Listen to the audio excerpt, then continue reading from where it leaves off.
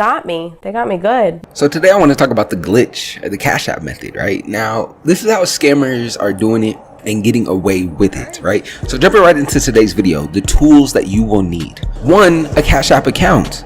Now what scammers are doing is they will create a brand new Cash App account with a stolen identity. So this Cash App account is not linked to them in any way, shape, or form, right? And how they're doing this is through CC sites. Now, if you don't know what a CC site is, it is essentially a stolen credit card information site that is on the dark web where you can purchase stolen information with cryptocurrency for as little as $20. Now, after purchasing their stolen information, they will then use a VPN to hide their IP address. They may even use a proxy server or use public connection for enhanced security. They will then plug their stolen credit card information into Cash App, right? And if the card goes through, that means whoever's information was used has not used Cash App with that card, because Cash App they have now caught on, right? And they now have a preventative feature that only lets a card be connected to one account. So if this person has already connected their card to Cash App, it will not go through, right? Same thing with bank accounts. Two Cash App accounts cannot have the same bank account linked to it. So if the account gets added, that means it's green.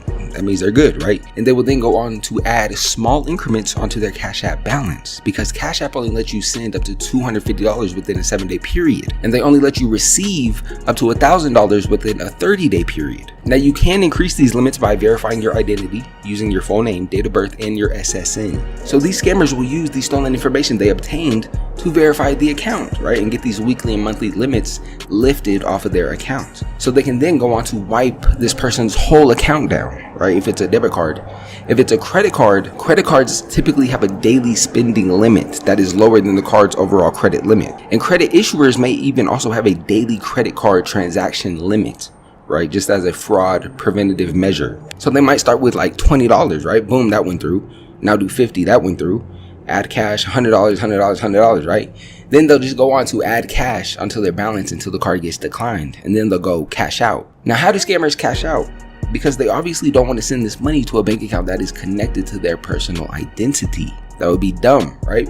So what they'll do is they will go get an open up.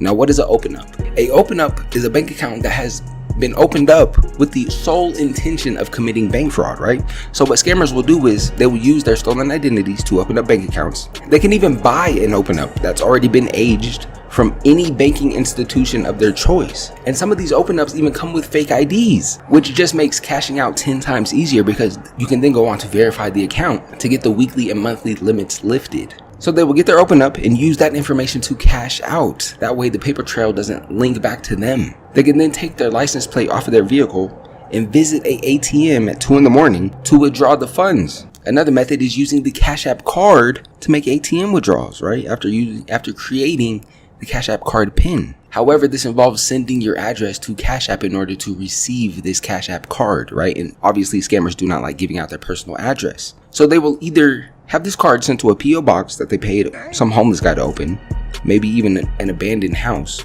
or they'll just use an open up.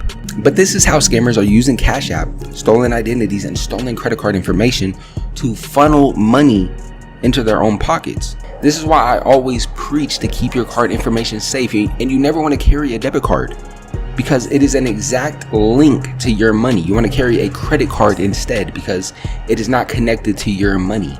It is connected to the credit company's money. So if someone gets a hold of this information, they're not stealing your money. You not wanting to pay your credit card bill because of fraudulent transactions is a much better situation to be in than not having money in your checking account because of fraudulent transactions on your debit card, right? I want to make that very clear. I do want to go on to make a more in-depth video about why I do not carry a debit card, why I never have and never will. I think a lot of people could learn a lot from hearing that information. But anyways, ladies and gentlemen, this has been the Cash App